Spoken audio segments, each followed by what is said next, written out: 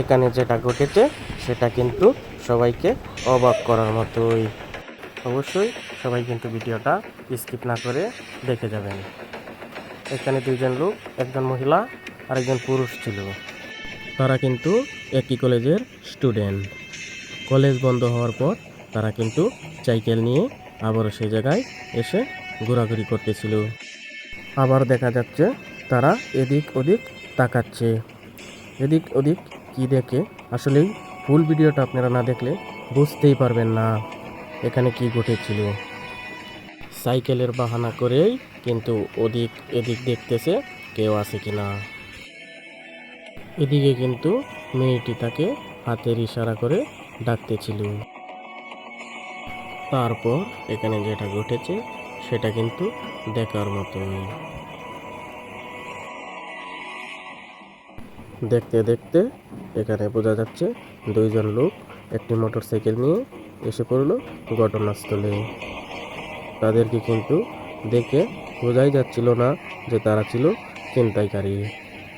তারা কিন্তু ছদ্মবেশে এসে তাদের উপর হামলা করে। হামলা করার পর দেখা যাচ্ছে তাদের হাতের স্মার্টফোন, পকেটের টাকা তারা কিন্তু রেখে দেওয়ার চেষ্টা করলো। দেখতে দেখতে এখানে কিন্তু অনেক কিছুই ঘটে গেল, যা সবাইকে অবাক করার মতোই। আসলেই আমাদের সিসি ক্যামেরায় যদি ভিডিওটা ধরা না পড়তো আপনারা বুঝতেই পারতেন না এখানে কি ঘটেছিল। এই ভিডিওটা কিন্তু ফুল দেখলেই অনেক কিছুই বুঝতে পারবেন।